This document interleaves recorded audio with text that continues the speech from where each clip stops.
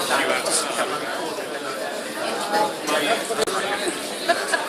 did I. Let's pay for it now.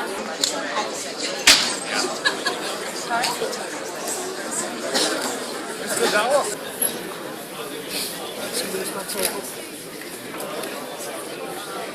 Please take your seat as quickly as possible, please.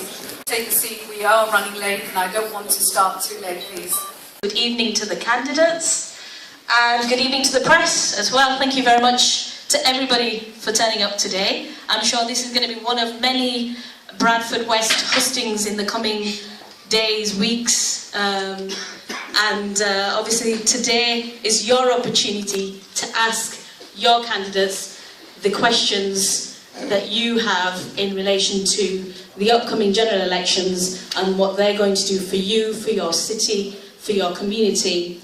For those who don't know me, my name is Fatima Patel. I'm the editor of the Asian Sunday newspaper, a local Asian Sunday newspaper.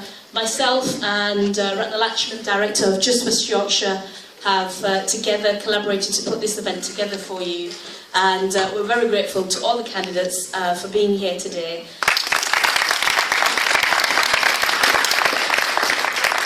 Thank you, Fatima. It's brilliant to see so many of you out here today. I think when we first started asking people whether they wanted Bradford hustings, there was yes, maybe, maybe not. But I'm really pleased that we've had it because it shows that there is tremendous interest in what's happening in Bradford West. And we think that democracy is something that people should be exercising on the basis of issues. And that's what we're doing today. We hope that this is an opportunity for you to put kind of what you think and what you thought about when you walked in aside and give all candidates actually an opportunity to express, their views on certain issues. I'm going to be very honest today. There is a lot of emotional investment in terms of the outcome for Bradford West. There has been a lot of press and media attention in terms of what's happening in Bradford West. And I understand that different political parties have a lot invested in what is happening today. And that is good, because that means that you are invested in democracy. But I also think it's important that what we do today is that we keep the emotion aside and we constructively participate in the issues. Now, this is the note to our prospective parliamentary candidates. I've addressed the audience, now I'll address the prospective parliamentary candidates. We've asked each of the PPC to provide an opening statement of 3 minutes, and I'll be timing this very strictly. I'll give you 30 seconds before your 3 minutes is due, and then you will stop. With that, really, I think we are almost kind of 10 minutes to 6. I'll start the proceedings for today. I am going to ask the PPCs to give their 3-minute statement, and what we will do is we'll start with Mr. Harry Booter. Harry, would you start off, please?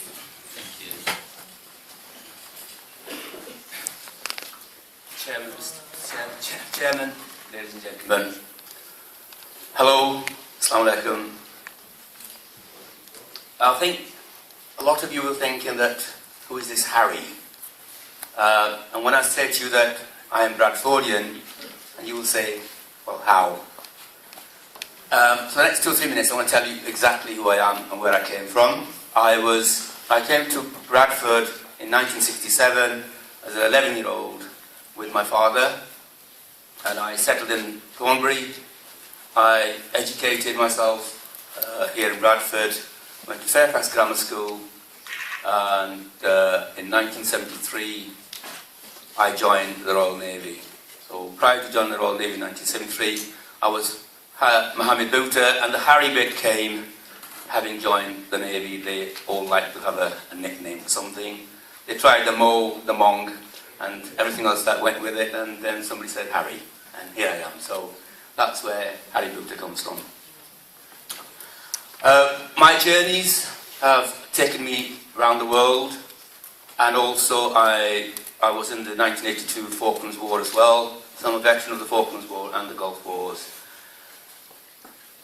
I've settled down south for the last 20 years, and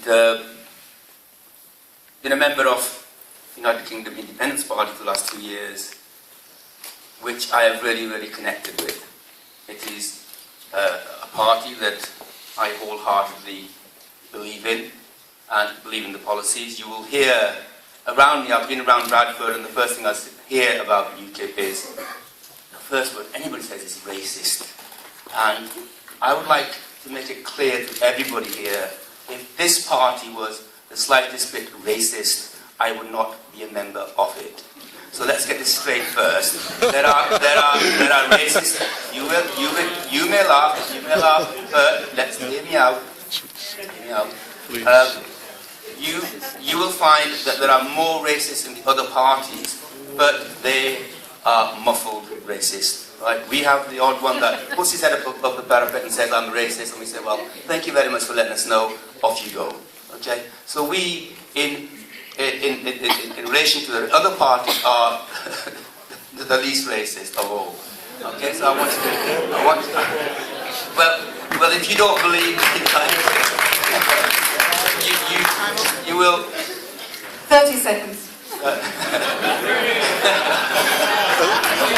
And I will... 20 now. I will make the next 4 weeks, come and talk to me, let's talk about it, and let's clear this air and have a political party that means Britain, for British people, for us, for our children. That's me. Right now I'm going to fight for it, for you, for us in Bradford, to achieve what our aim is, which is good education and good health service here. I will fight the Your 3 minutes are up. Thank you. Thank you.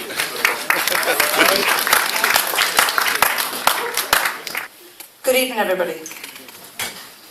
I was going to talk about our absentee MP, but he's here. And I remember it's election time. Okay. Bradford deserves better. I believe Bradford West needs a Labour government and a Labour MP. Let's be clear about a few things for Bradford West. This government has been a complete disaster for the school kids in Bradford. They have taken the money out of where we needed it the most and spent it on free schools. Not only that, it is also worth pointing out that Labour did in fact put forward a motion for an alteration of schools funding so that we could target the funds where we needed them the most. But our absentee MP wasn't there to cast his vote on that one. For children and families, we need a Labour government because we are committed to increasing childcare from 15 to 25 hours, capping class sizes for 5, 6 and 7-year-olds, abolishing the free school status. Bradford deserves better. We need a Labour government for families because under the coalition, every family is worse off by approximately £1,100. We are committed to increasing the minimum wage over the next term of Parliament to £8, freezing energy bills, and we will be doubling paternity leave. We need a Labour government because the average weekly take-home pay in Bradford is approximately £360. In comparison to anywhere else where it's over £500 a week, Bradford deserves better. We have a coalition government which has failed miserably in reducing the deficit as promised. I can tell you, if this was a football match, my 3-year-old would hit the back of that net better than the coalition government. The only table Bradford West has gone up in since the coalition is the unemployment table. What we will do, if we come into power, the Labour government will put £9 billion through the LEPs, through the LEPs, to actually devolve what we have at central government. And that £6 billion will actually come so we can make the decisions of where we need to invest it the most. So nobody in London is telling us how we need to grow our community, our businesses. 99% of businesses are small businesses. We will, for every one corporation tax cut that the Tories are offering, 17 small businesses will flourish. That's where we need to put our investment in our communities to create growth. Over the last 3 years, Bradford West has been badly served. We have an absentee MP, and for me, the role of the MP in Bradford West is about being our voice in Parliament, but he's never there, as he's too busy earning lords elsewhere. You're 3 minutes around, thank you. She punctured her lung. By God's grace, she survived. The doctors who treated her there did the best they could, but the hospital in which she was treated told quite a different story. there was no soap. My parents who went there had to buy soap at this hospital. There was no drinking water. They had to buy bottled water. The sheets were dirty. They hadn't been changed. What was happening was a health service in a state of slow-motion implosion, because the Greek economy was in a state of slow-motion implosion. There are many parties that will tell you they are the guardians of the NHS, but I will tell you the party that is the guardian of the NHS. It is the party that is the guardian of the economy, because without a strong economy, be under no illusions, you have no world-class health service, you have no education system worthy of the name, you have no social services. Now, I think we have a positive story to tell on the economy over the past 5 years. We've created more jobs in this country than in the rest of Europe put together. Here in Yorkshire, more jobs than in all of France. And contrary to Naz's claim, in Bradford, unemployment has fallen by 30% in the past 12 months alone. But it is undeniable that we are starting from a painfully low base. Unemployment in this city of Bradford West stands at almost 3 times the national average. The number of business units as a proportion of the population is barely half the national average, and worst of all, the number of people eligible who are claiming working or child tax credits stands at 63.5% of the population, far above any other constituency in this country. So it is quite clear to me that something is going very, very wrong with local management somewhere. Now, I want to talk about some of the positive things we can do to address this later this evening, and indeed some of the things we are doing. But finally, before I close, I do want to turn on to one other issue, which is this point of community relations. If I were elected in May, 30 seconds. And I could make a positive contribution to trust, respect and understanding between our communities, I think I could look back on my life and say I had achieved something positive. We have a problem with extremism and nobody can deny it. But I can't help but feeling that at the root of it all is a sense of disenfranchisement and powerlessness. This constant demonisation in the press, casual racism, Your 3 minutes are up, thank you. and that I want to bring an end to. It is something that I will focus on more than any other. Thank you you. very much.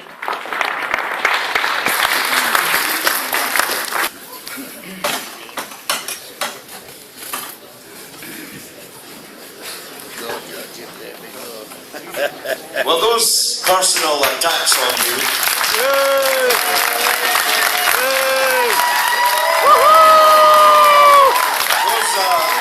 those personal attacks on me, Ms. Shah, cannot possibly be true, can they?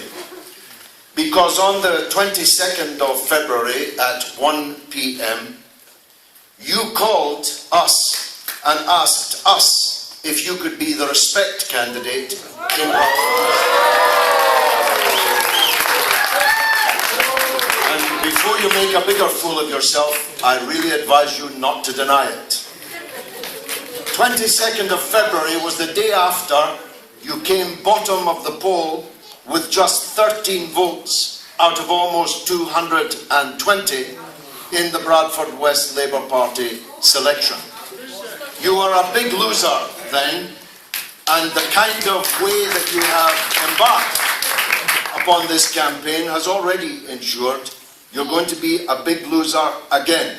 You have only a passing acquaintance with the truth. You claimed, and gullible journalists believed you, that you were subject to a forced marriage at the age of 15. But you were not 15. You were 16 and a half. I have your nikah.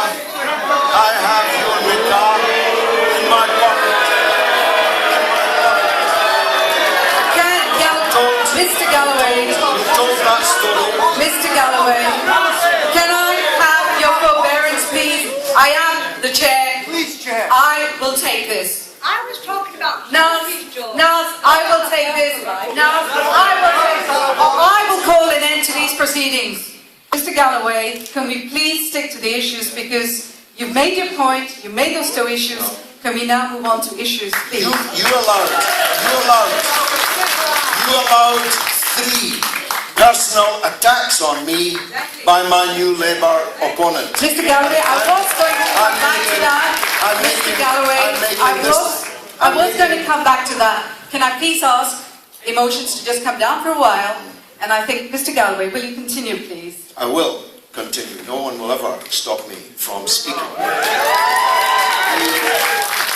The issue is that my opponent is a liar. She lied about me. She lied about her age. She slandered this community for her own selfish ends. She played into every stereotype. Every stereotype. 15 seconds before you finish. Well, are you sure? Have you given me injury time for your interruptions? All right. No, it is actually 3:10 now. I'm giving you another 20 seconds. Can we please? I need to keep time. I have set politics alight in Bradford. That's why the media are here. We turned Bradford politics upside down. We've shaken the complacency of Labour, which is why they hate us so much. They have betrayed the people here in Bradford and elsewhere in the country. We are the real Labour Party, and that's why they hate us.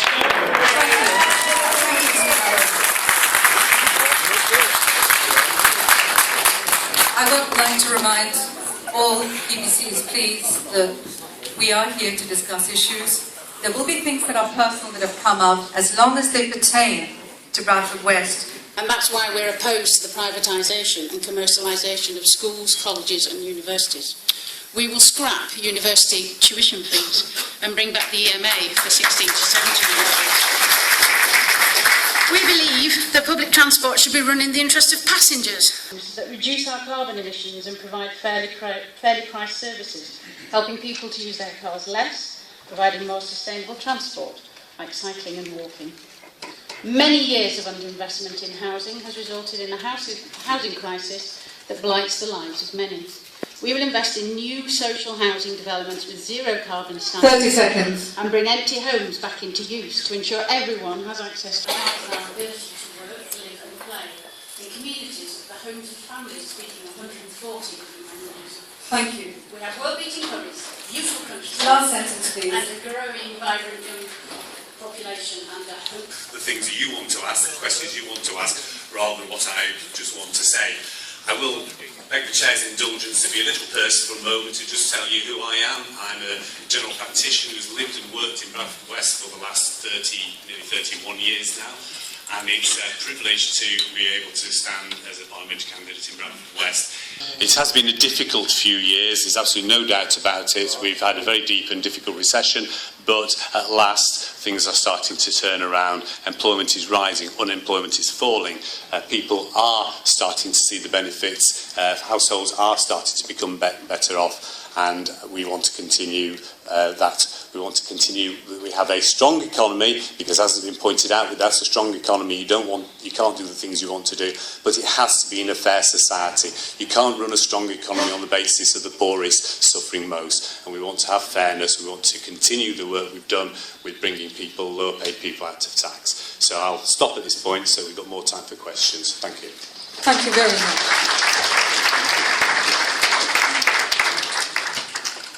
Naz, you approached the Respect Party to join them as a Respect candidate.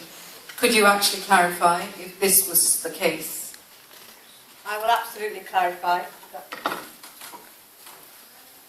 Could Mr. Galloway also confirm, 5 minutes after I left the property, could he confirm that I actually said to the guy that I've actually just made a joke? Could he confirm that, please? Could he please? Could he also confirm... I don't want anyone... I joked about it, Ratner, please, I've got a whole WhatsApp conversation to prove it. I'm not talking to you, I'm talking to the person down there. Could Mr. Galloway also confirm whether or not, in terms of my lies, whether or not somebody, after going through 2 weeks of evidence, somebody went to Pakistan, did somebody pose as my father, who died over 12 years ago, to get my nikah nama from the office? Could he also confirm whether he has sight of the original one, which I have left in my office, which is dated the 25th of December 1988. Of course not, because he doesn't have sight of it. Because it was my marriage, not his. Okay, Mr. Galloway, there are 2 points that Naz has raised. That she said, A, it was a joke, and secondly, that, you know, somebody went there pretending to be her father. Could you address those questions, please? And no, hang on. My dad, look, I've got the proof. If I will ask you to leave, I will ask you to leave. All right, I have asked a question. We are having one panel discussion here. You will get the opportunity in the last 15 minutes to put your hands up and ask the question. So, Mr. Galloway, will you please address those 2 issues, please? I think you can take that from Naz Shah as an admission that she called us not once but twice to ask if she could be the Respect candidate in Bradford East the day after she came bottom of the poll in the Labour selection for Bradford West. She may claim it was a joke. She didn't say it was a joke. And I warn her not to go further down the route of denial. I haven't been in Pakistan for a very long time. I did not myself procure this niqab. But she's just told us she has an earlier niqab, but she left it in her office. Well, here I ask, let her produce the niqab from her office. Because if she's either the only... What's my niqab got to do with Bradford West? Because you're a liar.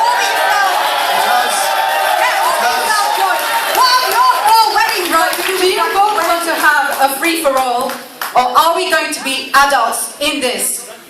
Naz, you raised an issue. Hang on, I will come to you. I sought a clarification. You will have the right to respond. And after Naz has the right to respond, we will go on to the debate proper. I'm not taking any more questions, because this is about Bradford voters, and there are loads of issues that people want to address. So, with respect, Ratna, you should have stopped Naz Shah when she began her personal attacks. Would you please answer the question? Thank you. Well, I'm not sure what question there is for me to answer. Have you said enough? No. Naz asks what this has to do with Bradford West. It has this to do with Bradford West. There are enough liars in the House of Commons already without electing another liar to the House of Commons. That's the point. Now, I will give you the last right of reply, and I expect us to actually observe decorum. We are not going to be shouting and screaming at each other over the chair. I will not allow it. So, a short response to what Mr. Galloway just said. Unlike Mr. Galloway, I am not going to go down the route, whilst I've got an election campaign to run, of suing Mr. Galloway. I'll do that after the election. And I will be doing that. So, as far as I'm concerned, Fine. I refute entirely, but I have lied about the age. We will now go to the debate proper. And I'd like to start with the first question. And the first question is from Amin. Amin, will you stand up, please, and ask your first question? My question is to all the panels. Has the dominance of blathery or clan politics led to the corruption of local democracy? And if so, how? Can I start with you, Alan? There's no surprise, I think, in people wanting to group together. Exactly what we say, it becomes about personalities and not about issues. And it's very difficult when the decisions about support and it's about groupings are made on the basis of personalities and so on. So it becomes difficult. And my gut feeling as somebody looking from outside is that it does bring politics down the Bradford system. I think having something that should be left behind transported here to the UK, having something that should be left behind transported here to the UK. I think it's a bad idea to use the system as it's been used. Let's bring politics back, have brotherhoods, but please start using it in a sense where it's true democracy and not the democracy that we imported, if you like. The campaign that is being run in Bradford West will be inclusive of everybody, regardless of race, gender and ethnicity, and it will bring about the real change that is needed in Bradford West. I think when Biradri first came about in the 1960s and 70s, when people first came to these shores, I can entirely understand why it existed. People not speaking the language properly, maybe not being able to read that well, not knowing how to fill in forms and so on and so forth. To have people who were able to help in that sense was clearly something that was worthwhile, and so this concept of the community leader is born. My concern, and I think it's borne out by some of the things that have happened in this constituency in the past few weeks, is that since that time it has metamorphosed into a vast system of patronage, and often corrupt patronage. And the only thing I would say in terms of how we can get over this is each person in this constituency now has one vote. No matter how rich, no matter how poor, you have your own vote. And the Biradri can only work if the block stays together. But if each of the little bricks that make up that block make up their own mind, based on the issues as they see them, then the system is by definition broken. So I would urge all people to cast their vote on that basis, based on who you think can most represent you and earn your trust, and not on the basis of what somebody else has told you to do. Thank you. All kinds of brotherhoods. George is a member of the Toffs Brotherhood, the Bloomington Brotherhood.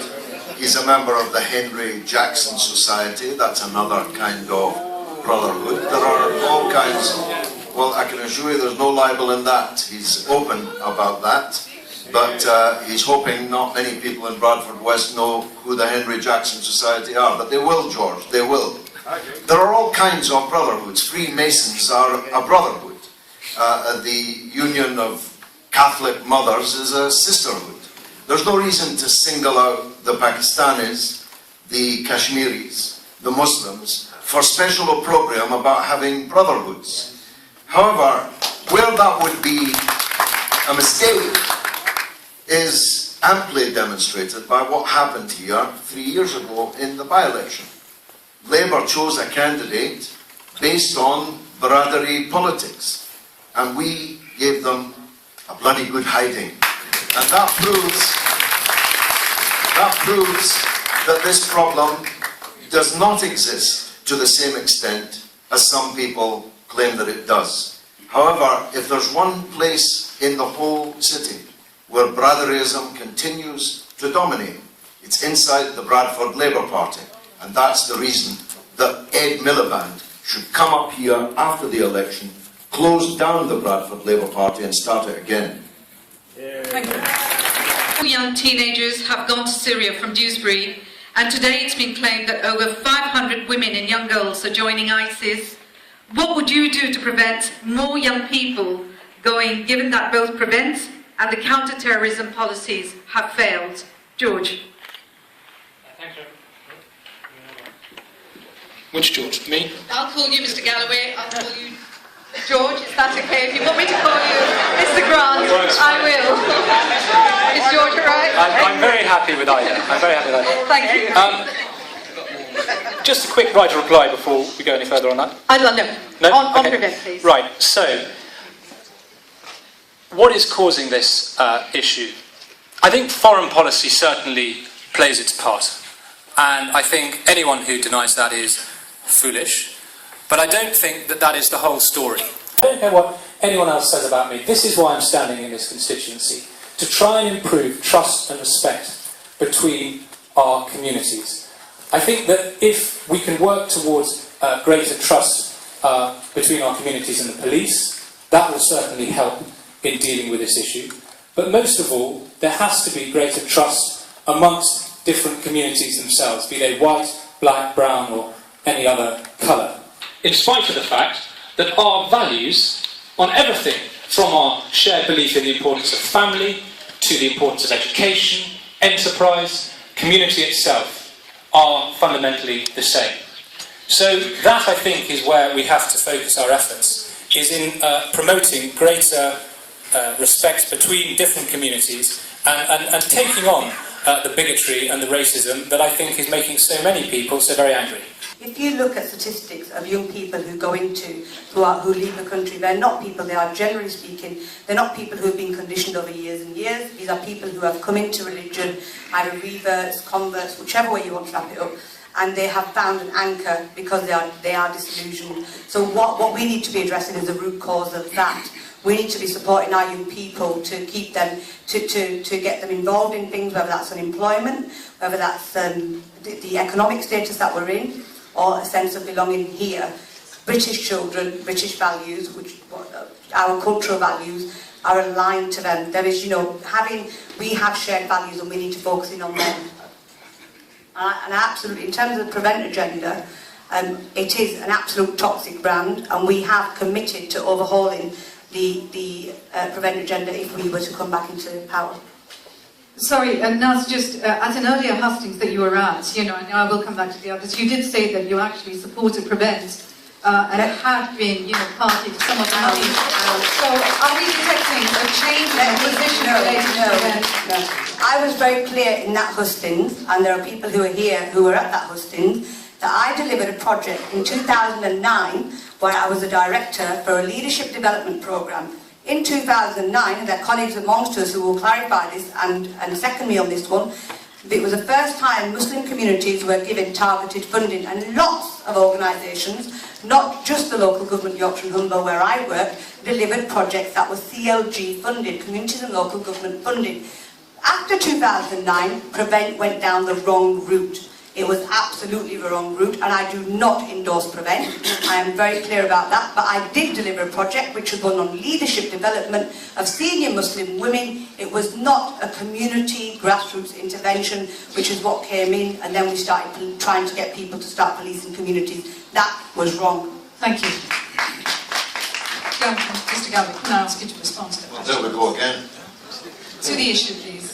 Yeah, there we go again. The principal reason for radicalization, extremisation, fanaticization was personified yesterday at the top of the Labour Party's election campaign, and his name was Tony Blair. Tony Blair's invasion and occupation of Iraq is the most fantastic recruiting agent for extremism that anyone could possibly have imagined. The reason ISIS exists is because Labour's Prime Minister, Tony Blair, and George W. Bush invaded and occupied and destroyed Iraq. The reason why Al-Qaeda and ISIS are now on the outskirts of Damascus is because of Blair and Bush's invasion and destruction of Iraq. And George Grant, your Prime Minister, wanted us to become the Air Force of Al-Qaeda and ISIS in Syria, and the House of Commons stopped them, and one of the reasons why we did was because of my speech in Parliament before the vote, which won by 13 votes to stop David Cameron doing it. You were in Libya. David Cameron and William Hague bombed Libya to smithereens, and now Al-Qaeda are running riot. And every kind of extremist organisation with its own militia, its own army, has torn Libya to pieces. So we don't need any lectures from the Conservative Party or the Labour Party on this subject. I'll tell you what I would do to stop radicalisation of British Muslims. I'd stop invading and occupying Muslim countries, and I'd stop stoking Islamophobia here at home. The only point I wanted to make is just to be, it's a little bit more complicated than just talk about disenfranchisement. One thing I noticed recently, a significant number of the people who've gone on to join ISIS are medical students. Now, I have to say, medical students aren't that disenfranchised. The people who've got the opportunity to go into a pretty well-paid and pretty high-status profession, it's got to be a little bit more complicated than that, hasn't it?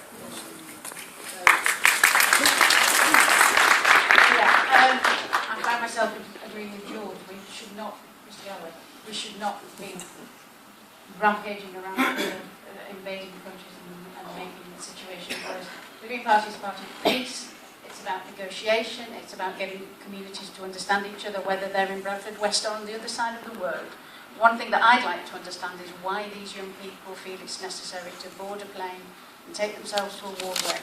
What are they hoping to change? And we need to get to the bottom of the people who are sending out these messages that are making our young people feel that the only choice they've got is to board a plane and cross into a country illegally.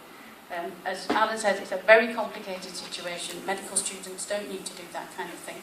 But I think we need to be looking carefully. As a mother, I would be absolutely appalled to find my children on the other side of the world entering a war zone. I'm sure lots of you would. That's my point. Thank you. Harry.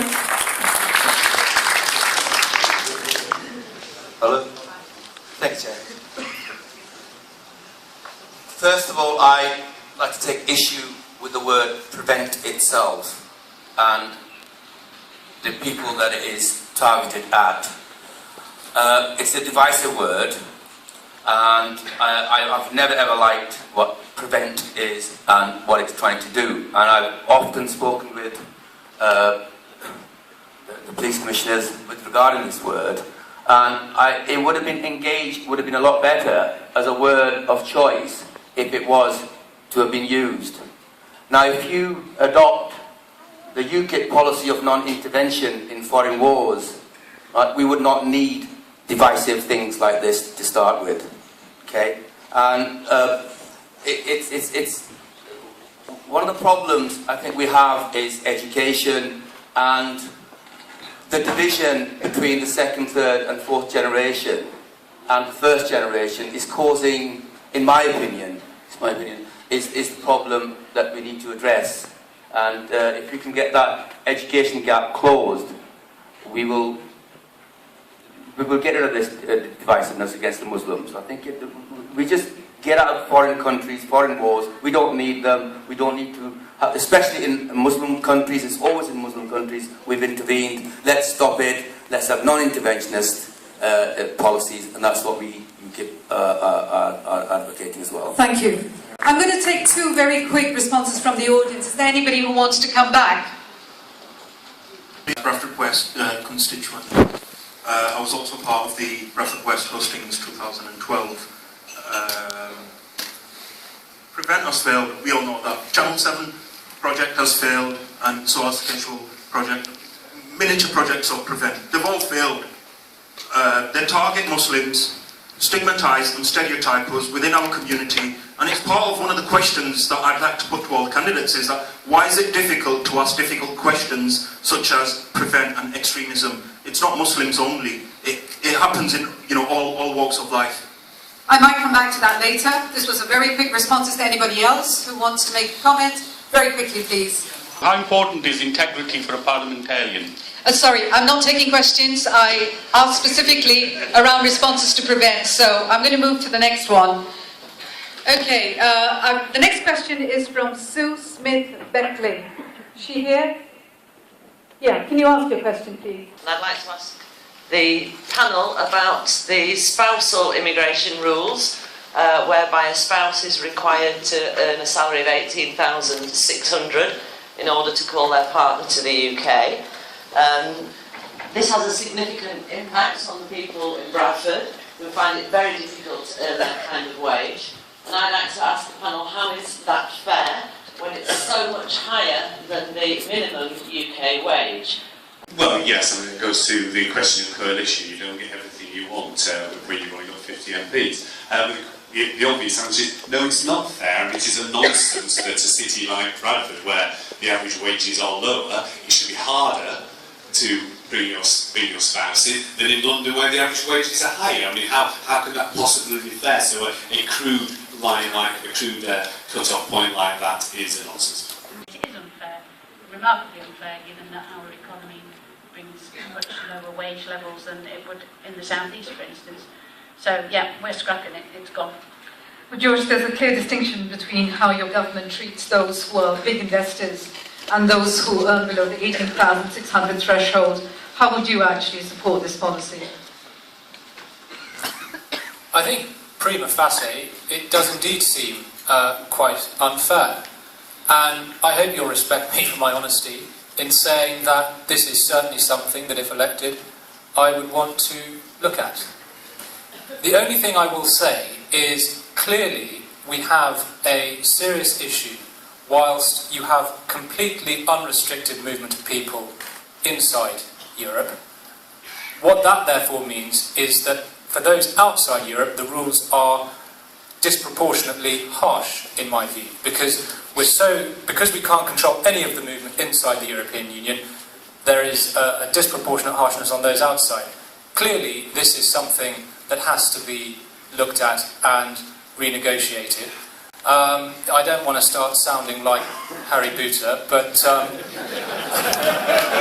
forbid. But I think there does need to be a renegotiation on this issue, and I think there does need to be a referendum on this issue. It's as simple as that. Sounds good. Naz. On European. I absolutely agree. It's absurd to have 18,600 when your minimum wage is just 13,000. We are committed to reviewing it. The Labour government, when it was the Tories that brought in the rule where an immigration officer could look at if a person wanted to come over and it was just for economic purposes, they could refuse them on them grounds. And it was the Labour government that came in and abolished that. And similarly, we'll be looking at reviewing this as well. Harry, your party has been very vocal on this issue. What a lovely Freudian slip that is. Yeah. What a nightmare. We live in hope. Thank you. Yes.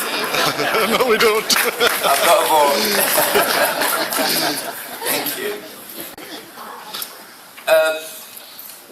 I can understand why the 18,600 came where it came from and what they tried to do, which is to bring a spouse over and they can support it, and that's the kind of level that you'll need. Now, I would work hard when elected in Bradford West to get this ridiculous figure annulled and abolished.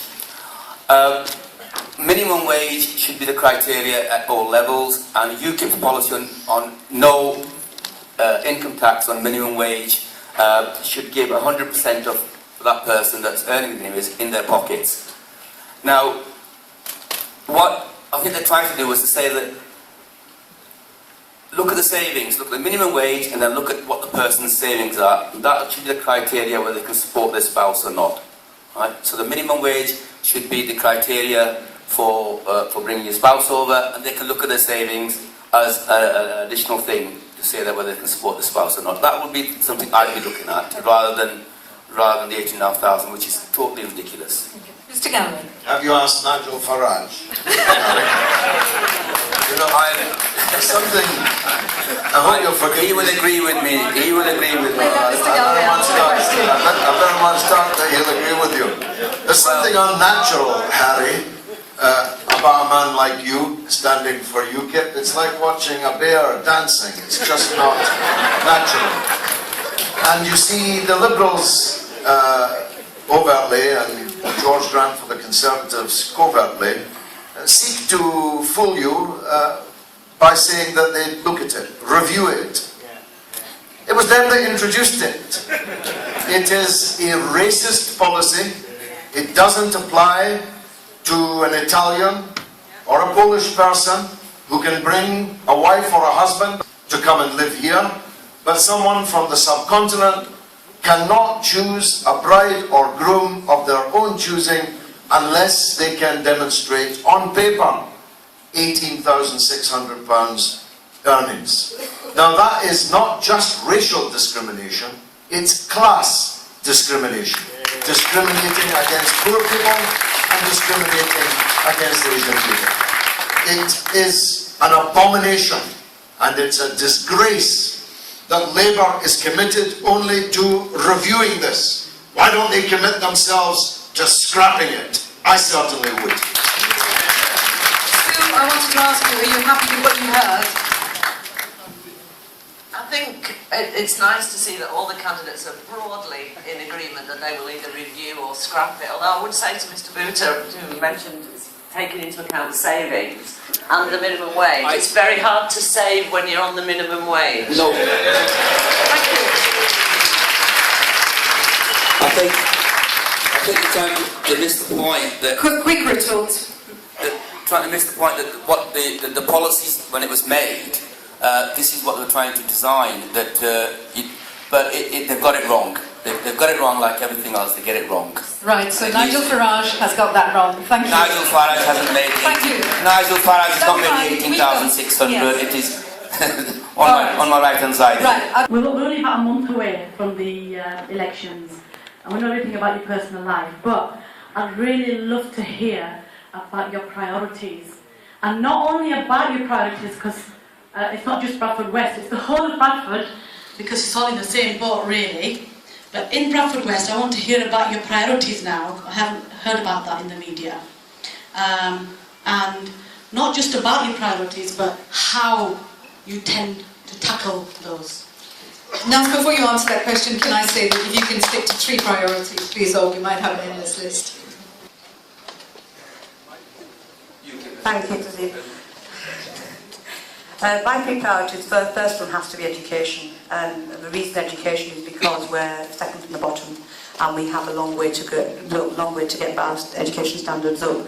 How I do that in terms of education is we have had Professor Wood's report, which landed on the 17th of March, that was incorporated into a plan for Bradford to deliver on in terms of, so it has priorities on how I would implement that is scrutinise and be, unlike our current MP who doesn't engage with our leadership, who refuses to engage with the leadership on education because he feels that actually you're part of the problem, so I'm not prepared to talk to you. If we do not sit at the table, if we do not actually engage in those discussions and hold people to account, we cannot shift the status quo.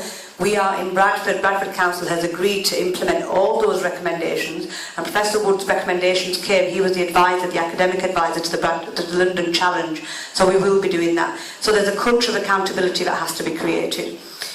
There has to be, for me the second priority has to be in terms of jobs. If we do not engage, we have 6 billion coming to the left. If we have that 6 billion devolution, we have to, again, be engaged in those discussions. Only then can we prioritise where the money is going to be going.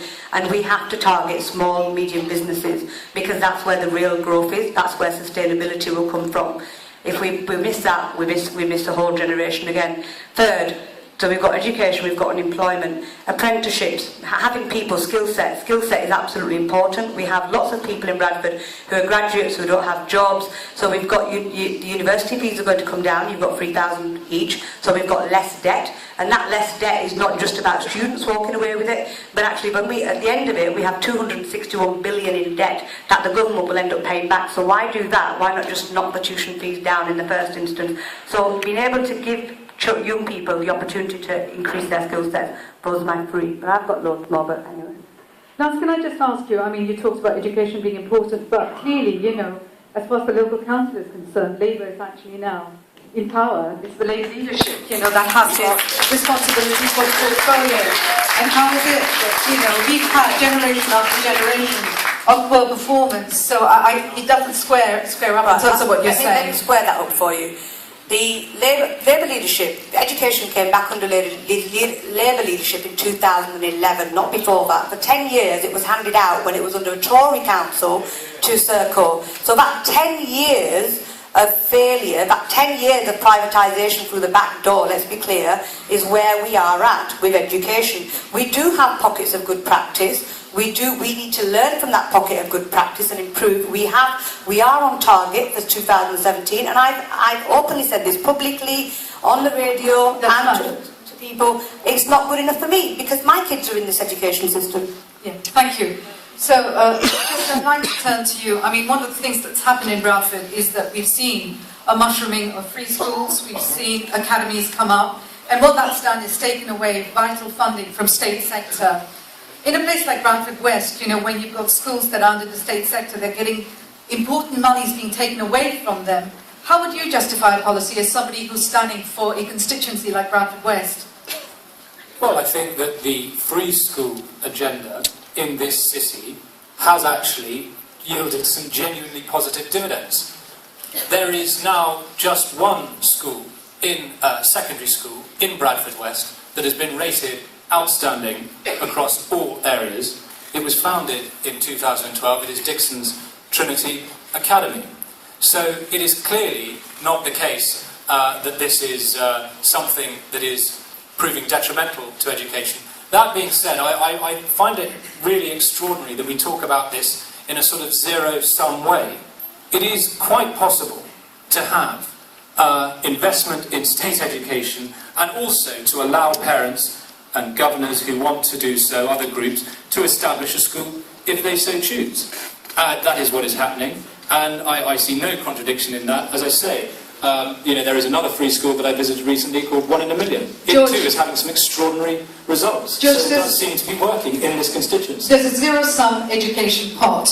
That hasn't increased. And if a larger proportion of that actually goes to academies and goes to free schools and not state schools, it follows that the investment in state schools is far lower than it is with free schools and academies, which is actually a pet project with Michael Gove. Well, they are all state schools. They are not private schools. They're all state schools. You just have different categories of school. And this system is starting to work. I think Bradford education in Bradford West has bumped along the bottom for a very, very long time. We are seeing now improvements, real improvements in education in this city. A lot of them are coming through these academies, and why everyone is so keen to rubbish something that works, is frankly beyond me. I think I'd like to maintain if that same monies did go to the state sector, then possibly they might not be bumping around. But Mr. Galloway, money is not a solution to all the world's ills right now. We're not seeing improvements. We're going down the league. When I arrived here 3 years ago, we were the 5th bottom of the league. Now we're the 2nd bottom of the league. And the Tories are going to cut education spending by £3 billion in the next 12 months if they get back. You can't cut education by £3 billion and expect better results. You don't need to be Einstein to work that out. But it's Labour that are running the schools in Bradford. There's no point in a Labour candidate saying that education's just not good enough here when it's her party that are running the schools. Now, when you're 2nd bottom of the Football League, the manager gets the sack if he doesn't have the grace to resign. But they never get the sack in Bradford. They never resign.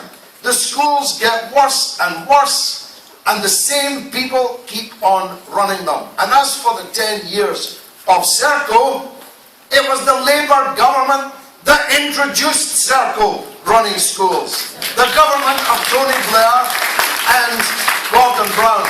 So Labour are trussed up like a turkey in this. And I think nobody in this hall or in this electorate should be in any doubt. I mean, she talks about the London Challenge. It was me that raised the London Challenge. When they were telling us we didn't have a problem, I was demanding a London Challenge. Now, it's wonderful to have converts. Let's have a London Challenge here in Bradford. Let's hire the people who ran the London Challenge to run a Bradford Challenge. I was the MP runner in Tower Hamlets. They're 15th from the top of the National League. We are 152nd out of 154. If we can do it in Tower Hamlets with the same demographic as we have here in Bradford, we can do it too. Mr. Galloway, I've heard you talking about the Bradford Challenge, and you've made it one of the key issues that you want to engage in. But what I haven't seen is progress in terms of moving that agenda forward. And I also recall that you raised this issue in Parliament, and you were invited by Mr. Michael Gove to meet with him to talk about, how you might be able to work with him to try and rectify the situation in Bradford. So could you kind of, elucidate what you have done in terms of the Bradford Challenge, rather than saying that that's something we need to have? And did you meet Mr. Michael Gove? I did indeed, in his very plush private office. And I said to him exactly what I've said to you and the audience, that Bradford schools are a national disgrace and the people that are running them need to be sacked if we're going to make any progress. I had 3 conversations with Michael Gove on this subject when he was the Education Secretary, but the problem is he's ideologically bound, as is George Grant, to a model of free schools and academies which, as you implied, suck resources, suck money, suck teachers out of the state system, where the vast majority of our students still have to go. Now, I don't run the City Hall. I wish I did. I don't run the government. I wish I did. But I'm very glad that Labour in Bradford has at least come round to accepting that there is a problem. They want to call it the Northern Challenge. I call it the Bradford Challenge. I'll settle for a Yorkshire Challenge. But let's do something, for God's sake. Could I ask both of you, would you like to respond to that? I have 2 children who came through the Bradford education system, and they've done pretty well. There are pockets of excellence. I don't think we should blanket the whole city as having failing schools. We have young people who are not getting an education that is 21st century standard. We need to understand why that is. All children start similarly. They start, as small people, and they have opportunities presented to them throughout their lives. We need to start early. We need to be looking at preschool education. We need to be getting to understand how the young person's mind works so that they can develop to their potential. And Naz mentioned things like apprenticeships. Not everybody's academic. We know this. In the Michael Gove world, everybody can be a PhD student. That's not possible. Apprenticeships are important for the kind of people who have practical skills. We do have apprenticeships in the city. They're not well publicised. That is part of the problem.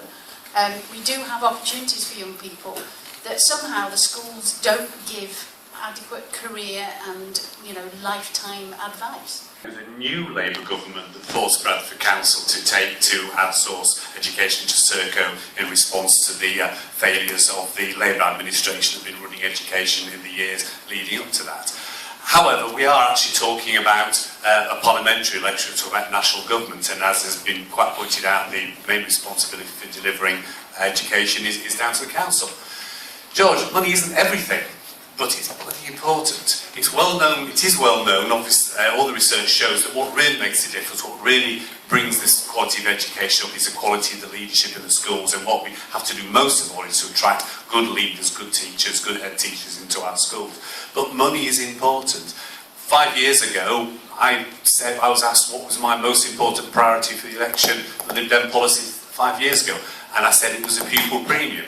It was a system which means that actually places which are economically deprived, which have historically suffered from lack of investment, schools in those areas where pupils are coming from economically deprived backgrounds would get more funding. The pupil premium has come through, and as a result of that, schools in Bradford have got more funding in line with the elements of deprivation the pupils they're dealing with. Unfortunately, it still hasn't helped yet, and that's more about the leadership, so it has to be done. Thank you. Next question is from Nadeem. Oh, sorry, Harry. Did I miss you? Sorry. Could you please? Just keep reminding me. None of them. Celia's just mentioned that she has 2 children going through the Bradford education system. And let me tell you that I went through that Bradford education system as well, from the age of 12 to the age of 16. So 4 years of education I've had in Bradford schools, and that 4 years of education in the 60s and 70s has led me to sit here in front of you right now, standing for a Member of Parliament. Now, that must have been some education system, okay?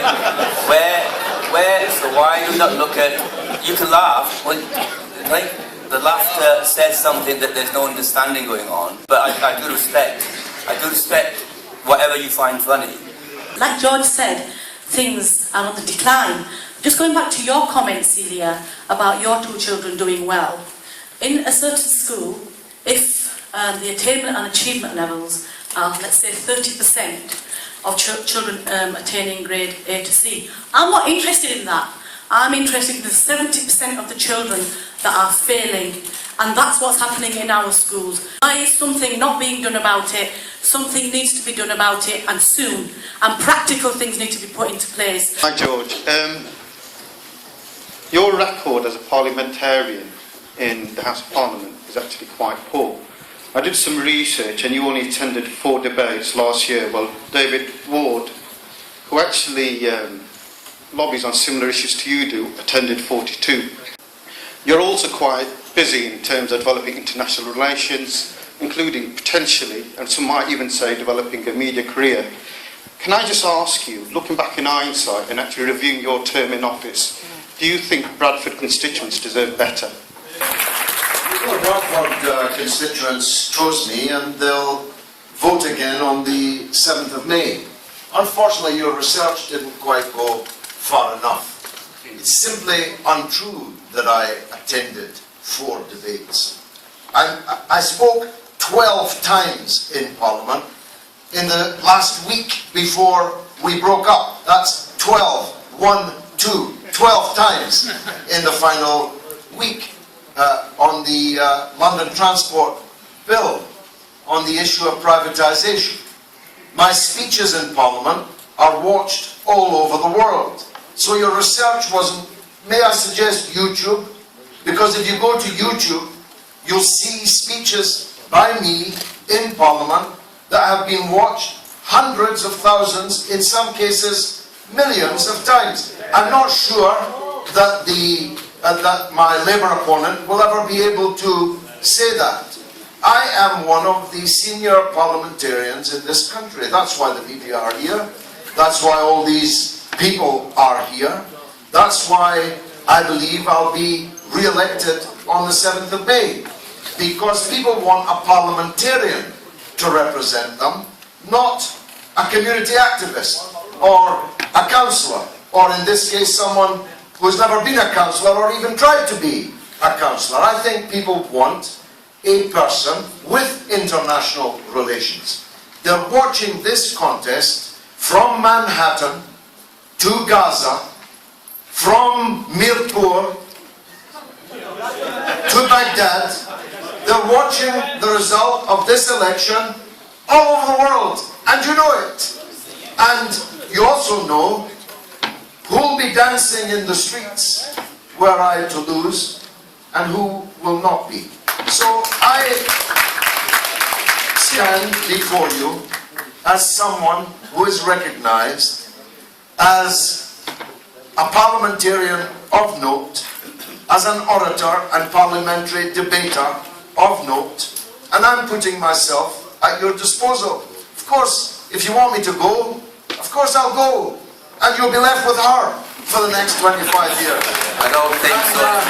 You're going to be left with Harry. You're going to be left with Harry.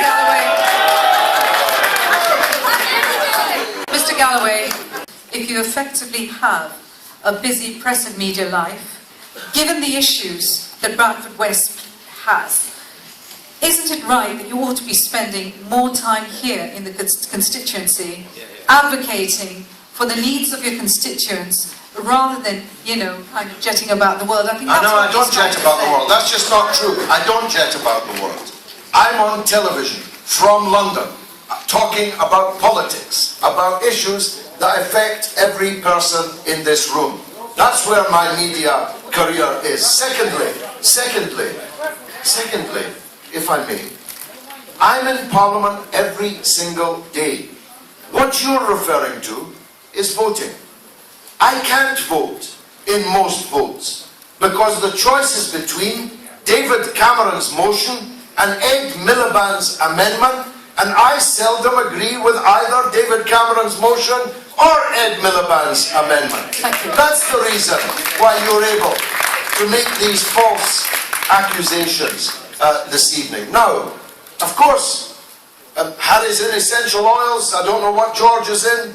There could be people with business interests. I have no business interests. My business is politics. Political TV programs, political radio programs, political books, and political journalism. And I think most of you have enjoyed them over the years. I'm going to take 3 very quick comments to what you just heard George say. The guy in the blue in front here, you've been putting your hands up. George, sorry, that was louder than I expected it to be. Hi, George.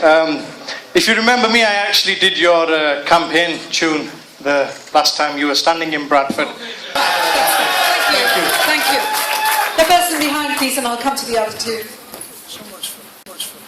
Hi, assalamu alaikum. My question is on the topic of education. No, it's a very specific. Right. Your comment to what the answer George gave. George Brandt. Given what you've heard. No, what? To George Galloway. Okay, George. It was a response to the question. If you have nothing to say, I've you got please nothing sit to down. say. Thank you. Could I ask you, please? That was good. Just for everybody's information, George Galloway has attended over 140 weekly surgeries, helping over 4,000 constituents since 2012. Sorry, and you are? Nasreen Khan. Sorry? Nasreen Khan. And are you with the party? Sorry? Are you with respect? I'm with respect, Okay. yes. Can I finish, Ratner? Thank you. No, I didn't stop you. I just wanted to be very clear. Okay. Because I did ask you to introduce themselves, so Sorry, it's very okay. specific.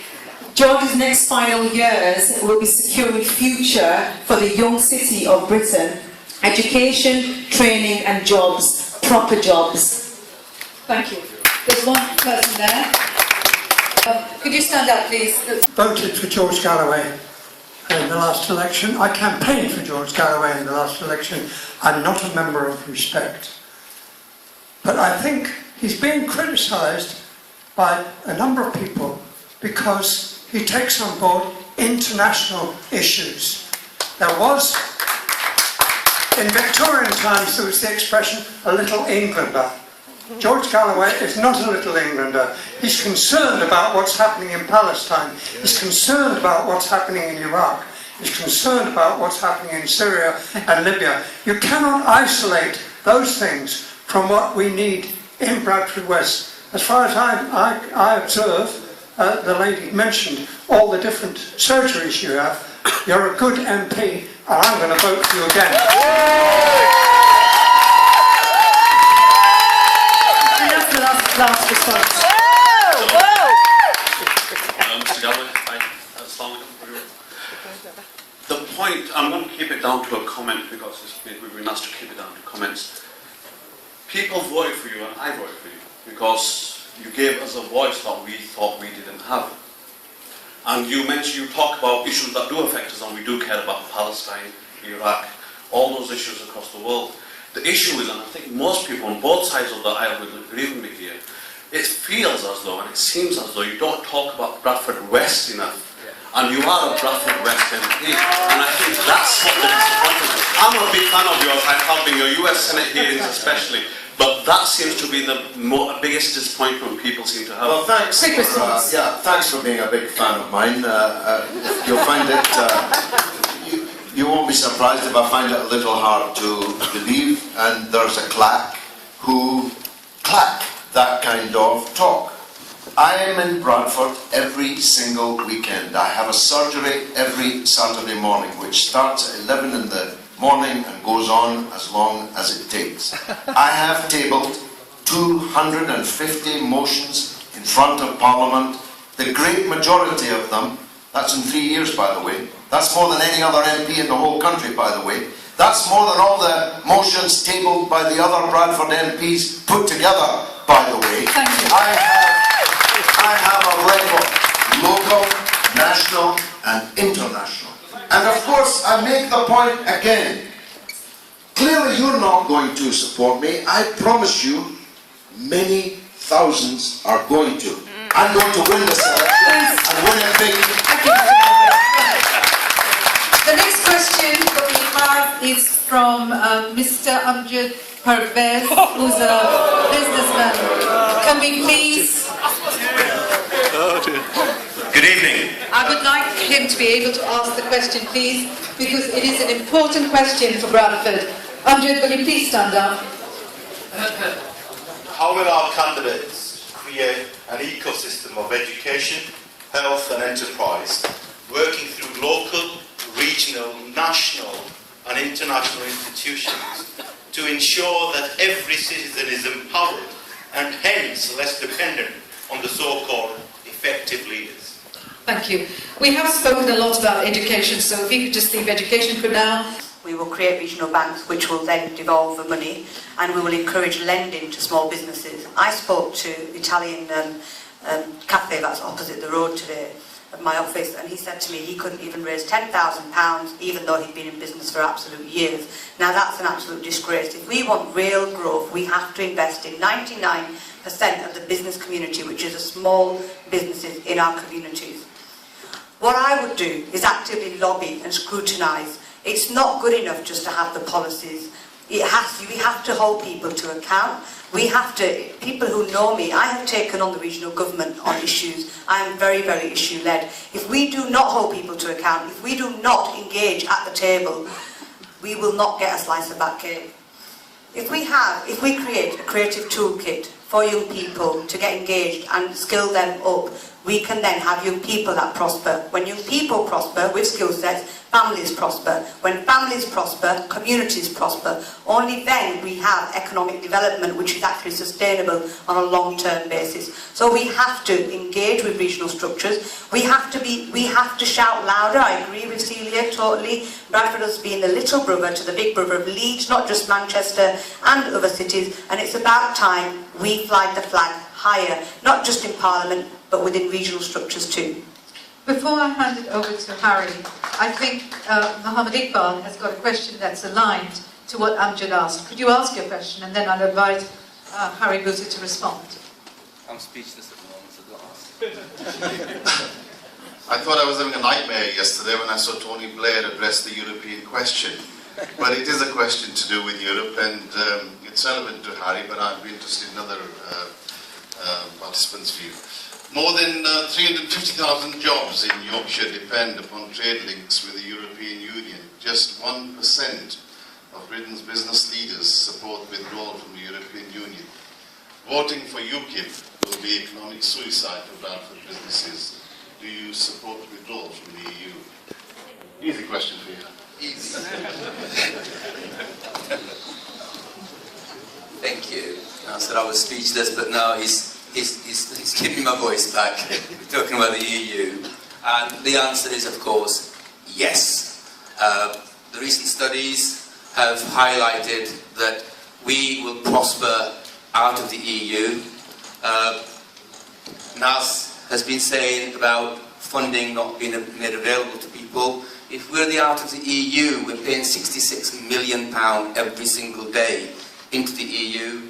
We are paying £1 billion per month to the foreign budget, and we have got people living rough. We've got businesses struggling. We can't invest in our own economy, locally and nationally. And we seem to borrow money. They seem to borrow money. All these left, right, red, blue, etc. They borrow money to give away. It's our money. It's our money that we forget that they don't have them. Government doesn't have any money. It is all ours. So whatever they give away, whatever they make pledges abroad or with any other nation, it is your money, it is my money that they're giving away. And we allow them to do it. And we are struggling. When are we going to stop this? When are we going to wake up and say, look, stop. Let's invest in us first. Let's invest. Everything's underpinned by education. Whatever you do in life is underpinned by education. Let's improve our education systems. Let's plough wherever we need to divert funds from abroad into our education systems. Let's bring back the models that worked, grammar schools that worked. Then we can go into our enterprises because the people will be skilled and given the necessary grounding to be entrepreneurial like I am, which I'm going to now design an oil. It's called Go Away Galloway. I'm not going to allow that. No, Mr. Harry Bhuta, I will not allow it. You can talk about the enterprise, but you're not using this to advertise. No. I'm going to call stop. No. No. If you have a referendum today, 77% that the nation wants to come out of the EU. And that's what will happen. That's rubbish. If you want to massage the figures, Harry's got a nice line in oils that help you. It's not even snake oil, it's too pathetic for that. Harry, this is so painful, man. It's so painful. I can make it better. It's excruciating. I've got the oil to make it less painful. Seriously putting yourself in front of these people and asking them to make you an MP? Yes, they will. 77% of the people, he says, want to withdraw from the EU. Yes. Now, as a massaged figure, that's just about as massaged as it can get.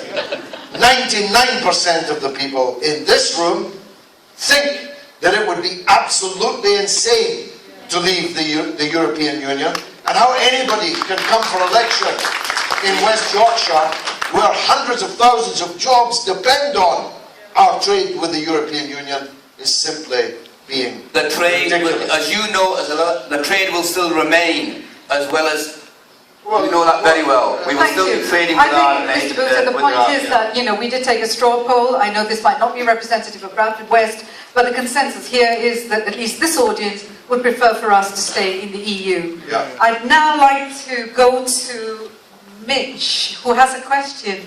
This is for Celia Hickson. The Greens are the natural alternative for the Liberal Democrats. You, the Greens, are against the HS2, fracking, and tuition fees, seemingly environmentalist in nature. My question is the fact that the Lib Dems' recent manifesto priorities, they committed the party to 5 green laws. If yellow is the new green, why should anyone vote green at all, as your party does not have a chance of being in the government? Point of the Green Party. What is the point of the Green Party? Well, we have many different policies from the Lib Dems. We are destination to live. We're against HS2, simply because we don't think that 20 minutes on a journey time is worth £62 billion. We should be connecting Leeds and Manchester. It takes 45 minutes. Thank you. Right, I was looking forward to tuition fees to come up. I'll let it be into a secret, we didn't win the election last time. We got 50 MPs and we managed to get in about 75% of our manifesto, including some very important green measures that have taken place. So, we didn't win. The party policy remains that we would like no tuition fees. However, we didn't get the opportunity to bring that forward. What we did do in negotiation, we could have sat on our hands and let the Conservative policy on tuition fees go through. Ask yes. How would you respond to him as a student? And just tell us where you go to university, please. I go to Leeds Beckett University, where I'm studying international relations and peace studies.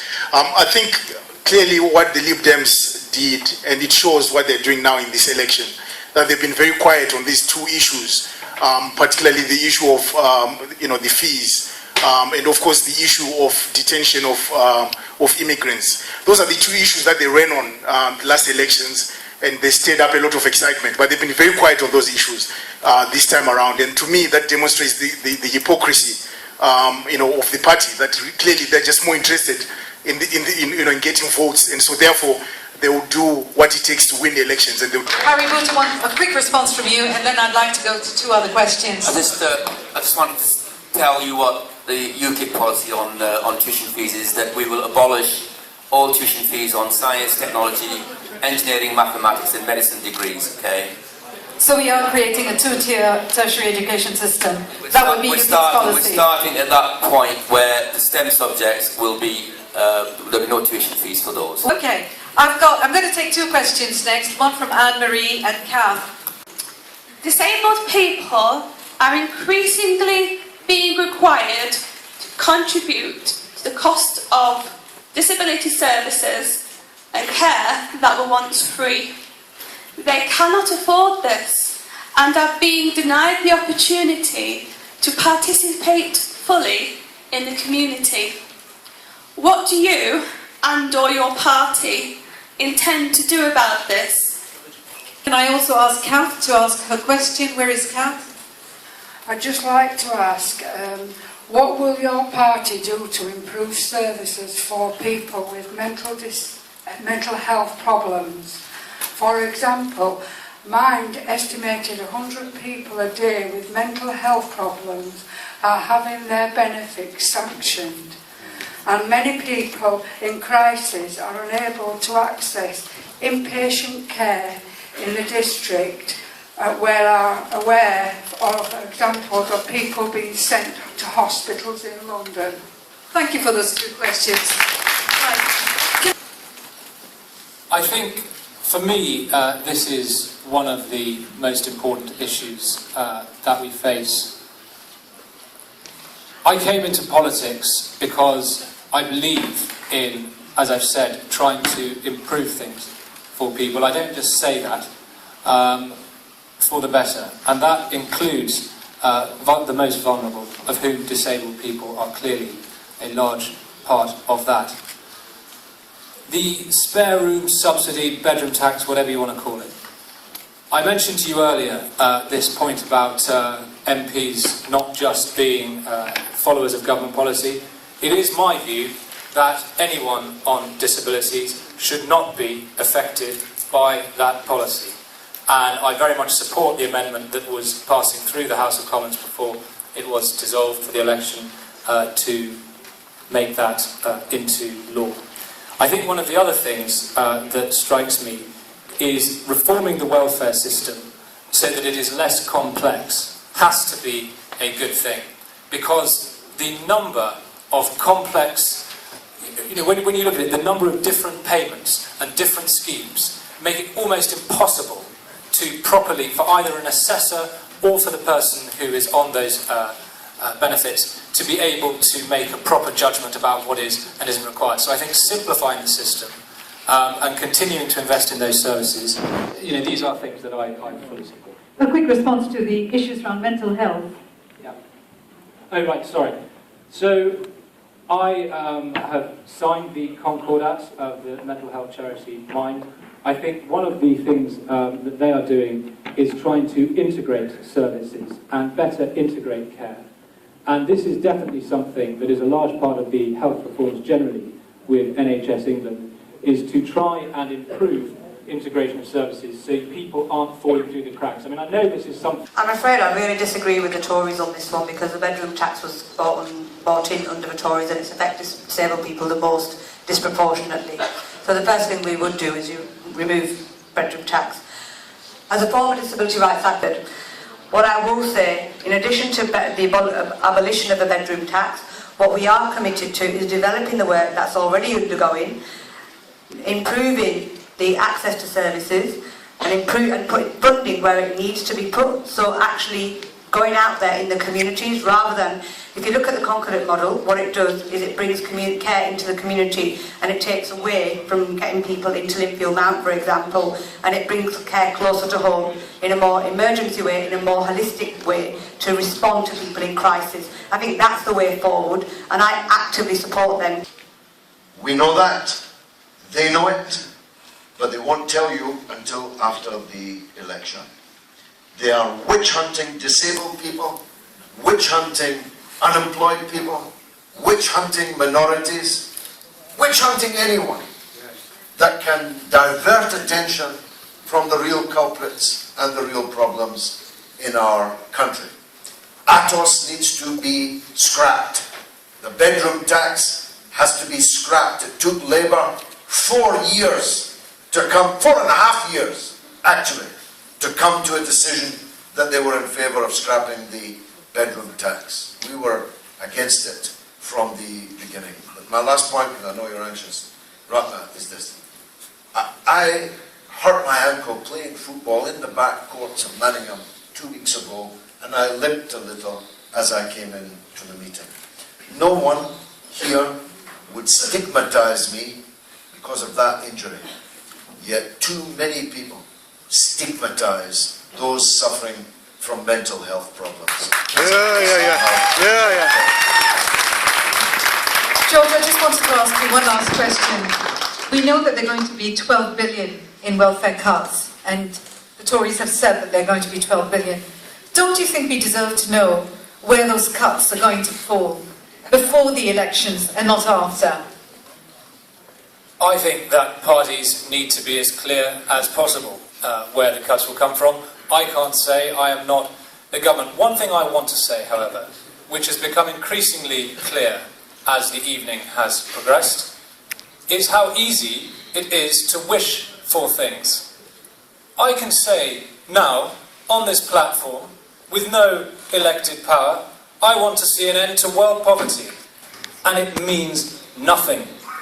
The reason governments, thank you, the reason governments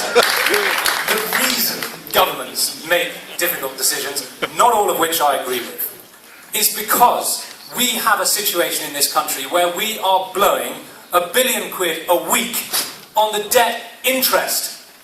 What does that mean? We're spending more on the bloody interest than on our entire departmental budget of defence. Who gave us the debt? Everyone. We had the banks were lending money like no tomorrow. I'll come back to you for Gordon a response. Brown was spending money like a drunken sailor on shore leave. You had people taking out mortgages they couldn't possibly afford. So my point is this. In unbelievably constrained economic circumstances, there are inevitably difficult decisions to be made. People have to make those difficult decisions because they don't ever actually have to take responsibility for a single thing. I just wanted to say that the wealth of the richest people in the country has doubled since 2010. We're not broke.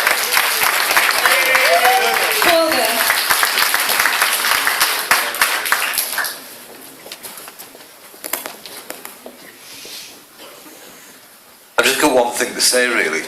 So me, as a disabled person, has to pay for the misfortune of having bankers as we have, of having politicians as we had, because of having others who made decisions to take my money away because they were the people who knew.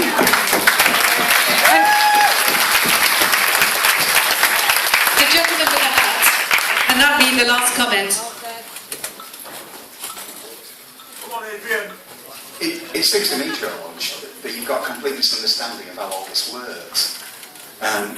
You are aware, aren't you, that the private banks actually lend this money to the population, the corporate sector, the public sector, and so on. Do you want to stand up? Because I think people want to hear what you have to say. I don't think I'd voice it aloud. No, I think they'd like to know who you are rather than a disembodied voice. Adrian Longford, former councillor in the Labour Party, but not anymore. Do you know how the monetary system works? I've got a question penciled for later, it might not come up. No, we're finishing. This is the last comment, so please make the comment. Do you really know how the monetary system works? Do you know why people are in debt? Because I'm really worried about Tory prospective candidates. I'm worried about Tory MPs, and I'm really worried about George Osborne, because he simply does not appear to understand. Right, thank you. Alan, can I invite you to give a 2-minute summary in terms of what you want to tell the audience based on what you've heard today? Could you go there, please? I'm an NHS general practitioner. I've been doing that for 30 years, and to be honest, if you put me on a rack and made me choose between being a GP and being a Liberal Democrat politician, I'd go to being a GP. I want to say this about the NHS, because a lot of people will tell you different. Our NHS is not broken. People will say it's broken, it has to be changed, something has to be done. It is not broken, it is... At least make it stand where it is and not get any worse. But there are people out there who will tell you things have got to change, we've got to work differently, we've got to bring in privatisation, we've got to use the markets because the NHS is broken. I'd just like to say that the things that have come out of this evening for me have been around leadership, around how we get Bradford West to be trumpeted in the north of England as a place where people want to invest. A major priority in my by-election campaign. We won a landslide majority. The Odeon has been saved. The government has stuffed up the money, and soon it will be another jewel in Bradford's crown. No sooner had I got here 3 years ago, but George Grant's government and your government, sir, because both of you are strange bedfellows, no doubt, but bedfellows nonetheless. announced that you wanted to close the National Media Museum, Bradford's only national institution. Ed Vasey, the Culture Minister of the Conservative government, congratulated me from the dispatch box for the campaign. He said I had led, which saved the National Media Museum. 5 more years, that's what I'm asking for.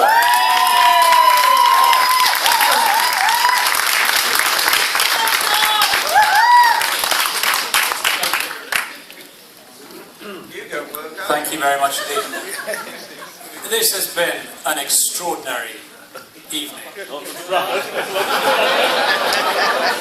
In very many ways. This is an election where you need to have an MP who will actually be able to do something for. And I will just say this by way of conclusion.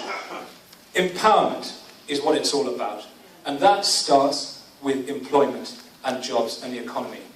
I want us to just take a moment to be calm and think.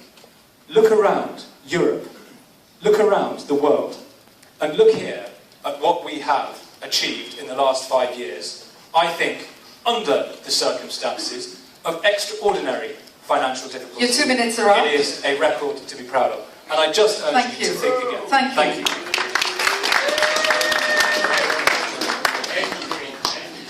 Thank you, George. You've covered a lot of what I was going to say. These are the facts. Nadine Murtaza asked some questions, and I'll elaborate on that research because I did go ahead and do some more research. Out of 733 votes, the only number of votes that were cast were 82. The sitting MP did not vote on the counter-terrorism bill.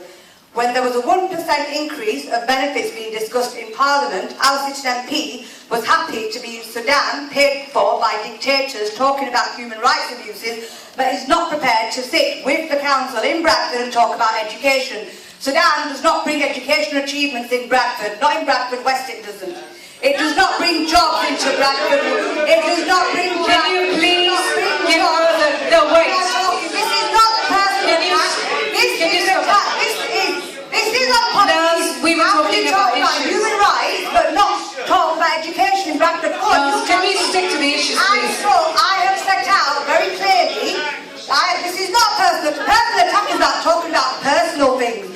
This is about what we elected a parliamentarian to do. And if that's the only thing, that is the only thing that's the yardstick of a parliamentarian. I don't want to be that parliamentarian. You're not going to be a parliamentarian. That is here for the people of Bradford West, that brings jobs into Bradford West, that actually influences education in Bradford West. Please. That's what I want to do. I don't want to be a parliamentarian. 30 seconds. Good. 30 seconds. I'll tell you, I am a community activist. I am advocating for people in Bradford West, for Bradford West, and my challenge is, when the Tories, when they are not elected, will they be around in Bradford West? I will be here.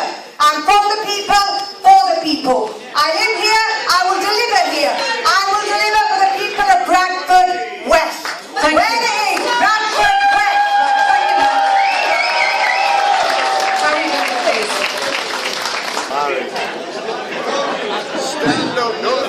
When you all had time to calm down after all that,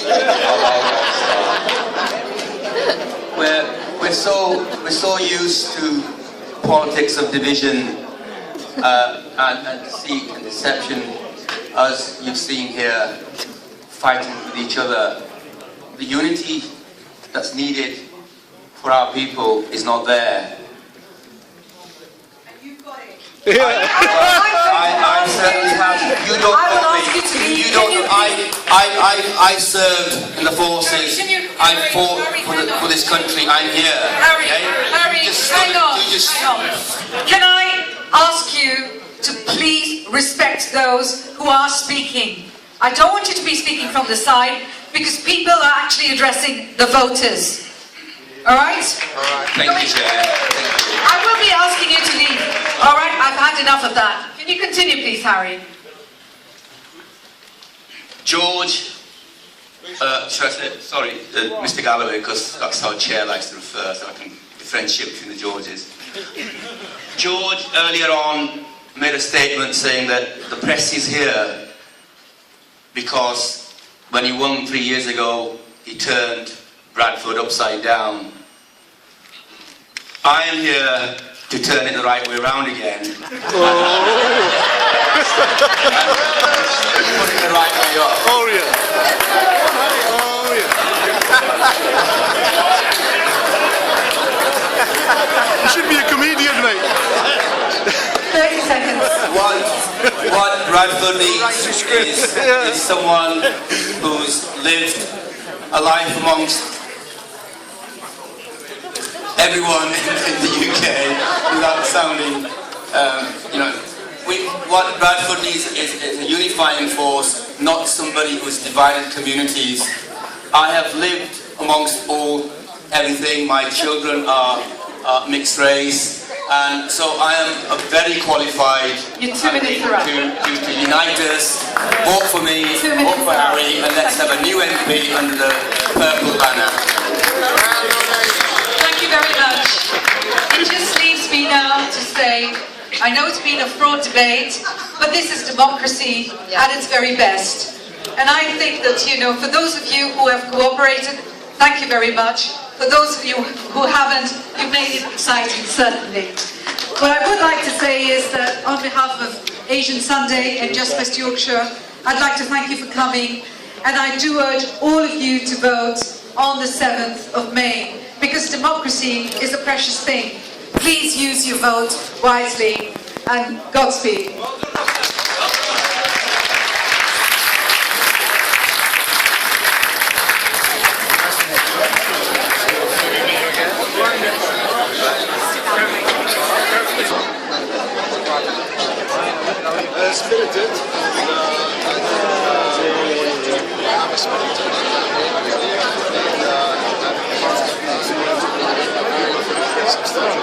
Nothing on the national insurance or female.